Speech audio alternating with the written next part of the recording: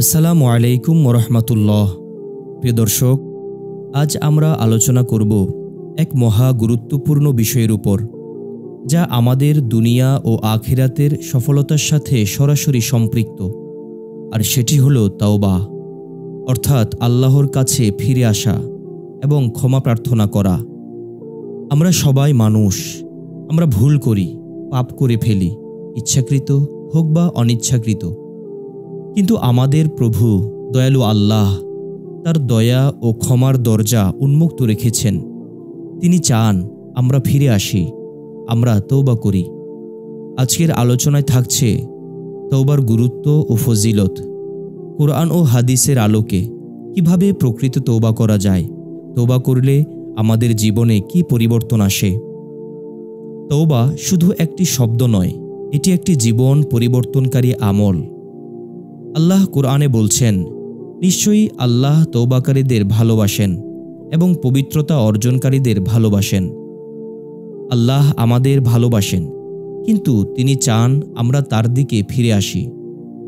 নবী করিম সাল্লাল্লাহু আলাইহি ওয়াসাল্লাম ইরশাদ করেন, আল্লাহ তওবাকারী ব্যক্তির আনন্দে আনন্দিত হন, যেমন তোমাদের কেউ তার হারানো উট মরুভূমিতে পেয়ে আনন্দিত হয়।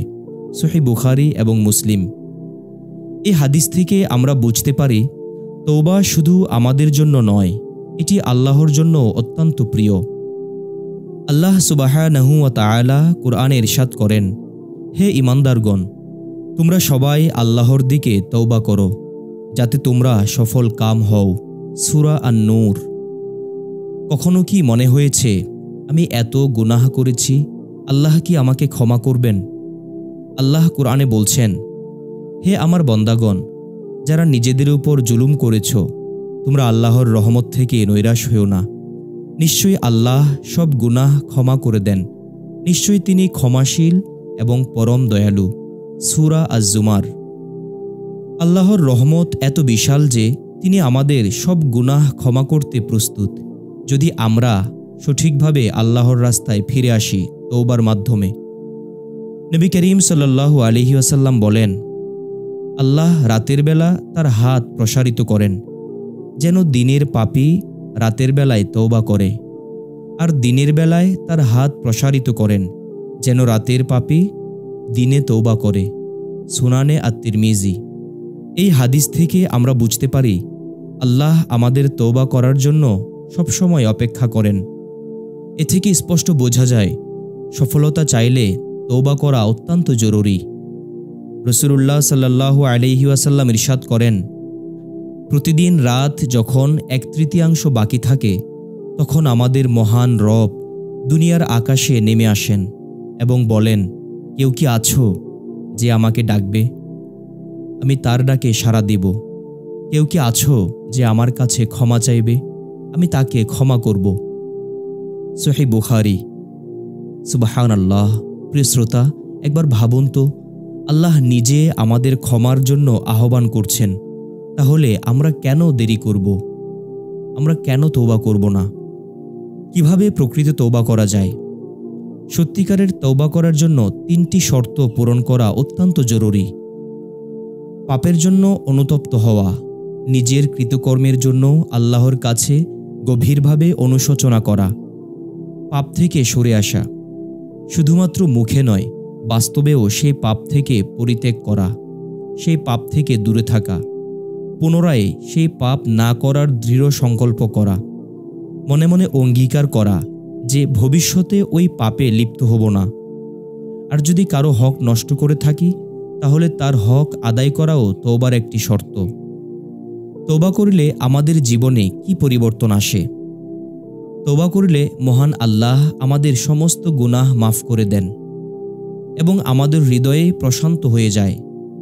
পাপের বোঝা হালকা হয়ে যায়, আমাদের আমলনামা পবিত্র হয়ে যায় এবং আল্লাহ আমাদের আরও ভালো পথে পরিচালিত করেন। এ প্রসঙ্গে কুরআনে আল্লাহ বলেন, নিশ্চয়ই আল্লাহ সেই সকল ব্যক্তির তওবা কবুল করেন যারা অজ্ঞতাবশত পাপ করে, পরে অনুতপ্ত হয় তওবার মাধ্যমে।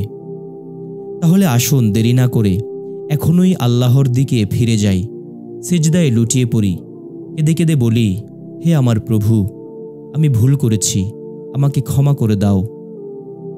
হে আল্লাহ, আপনি মহান ও দয়ালু।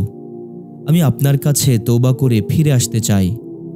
আমি আমার ভুলগুলো স্বীকার করছি এবং আমার কৃত পাপের জন্য গভীর অনুশোচনা বোধ করছি। হে আল্লাহ, আপনি ক্ষমাশীল ও দয়ালু। আমি জানি আমি আপনার নির্দেশিত পথ থেকে বিচ্যুত হয়েছি, কিন্তু আজ আমি আপনার কাছে ফিরে আসার সিদ্ধান্ত নিয়েছি। হে আমার প্রভু, আমার হৃদয়কে পরিষ্কার করুন, আমার আত্মাকে শুদ্ধ করুন এবং আমাকে আপনার সন্তুষ্টির পথে পরিচালিত করুন এবং সেই পথে চলার শক্তি দান করুন। হে আল্লাহ, আমি আমার অতীতের ভুলগুলোর জন্য ক্ষমা চাই। আমি প্রতিজ্ঞা করছি, ভবিষ্যতে আমি আপনার নির্দেশিত পথে চলব এবং পাপ থেকে দূরে থাকব। আমাকে সাহায্য করুন যেন আমি আপনার রহমত ও মাগফিরাত লাভ করতে পারি। হে আমার প্রভু, হে দয়াময়, আপনি আমার তওবা কবুল করুন এবং আমাকে আপনার প্রিয় বান্দাদের মধ্যে শামিল করুন। হে আমার দয়াময়, হে প্রভু, আমাকে সঠিক পথে অবিচল রাখুন এবং আমার জীবনকে আপনার সন্তুষ্টির জন্য উৎসর্গ করুন। এভাবে আল্লাহর কাছে আকুতি মিনতি করে তওবা করলে নিশ্চয়ই আল্লাহ তওবা কবুল করবেন। প্রিয় দর্শক, আল্লাহর রহমত অফুরন্ত। আমাদের গুনাহ যত বড়ই হোক না কেন, আল্লাহর দয়া তার চেয়ে অনেক বড়। তিনি চান আমরা তার দিকে ফিরে আসি। তাই আসুন আমরা নিজেদের গুনাহর জন্য অনুতপ্ত হই, আজই তওবা করি এবং নতুনভাবে জীবন শুরু করি। আল্লাহ আমাদের সবাইকে কবুল করুক, আমিন। আশা করি এই আলোচনা আপনাদের হৃদয়কে প্রশান্ত করেছে। যদি ভালো লেগে থাকে তাহলে আমাদের চ্যানেল সাবস্ক্রাইব করুন, লাইক দিন এবং শেয়ার করুন যেন অন্যরাও উপকৃত হতে পারে। এতক্ষণ আমাদের সঙ্গে থাকার জন্য অশেষ শুকরিয়া এবং শুভকামনা আপনাদের জন্য। জাযাকাল্লাহু খাইরান। আসসালামু আলাইকুম ওয়া রাহমাতুল্লাহ।